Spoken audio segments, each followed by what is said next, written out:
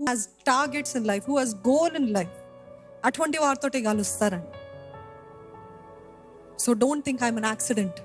నేనేదో నామకార్థంగా అలాగ పుట్టాను, ఏదో బై లక్ అలాగ పుట్టాను. నో నో, నాట్ లక్ అనేదే క్రైస్తవంలో మరి ముఖ్యంగా దేవుని బిడ్డలకి లేదు. నమ్ముతున్నారా? It is not by luck, it is by the grace of God. Hallelujah. ఆయన కృప వలన, ఇది నా అదృష్టం కాదు, ఆయన కృపనే. ఇది నేనేదో చేస్తే వచ్చింది, బై ఛాన్స్, కోఇన్సిడెన్స్ కాదు, ఇది by the grace of God, కేవలము ఆయన కృపనే. సో ఆయన కృపను బట్టి మీరు నేను ఇక్కడ ఉన్నాము.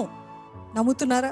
ఆయన కృపను బట్టి ఉన్నాము. కానీ ఏంటి ఆ ఉద్దేశము అనేది మనము తెలుసుకోవాలి. ఆ ఉద్దేశంకి కూడా కావాల్సిన ఒకటి యాటిట్యూడ్. మీ మనస్తత్వం ఎట్లుంది మీ జీవితం పట్ల? What is your attitude on your life? Today's topic, what is your attitude towards the life that God has given you? మీ మనస్తత్వం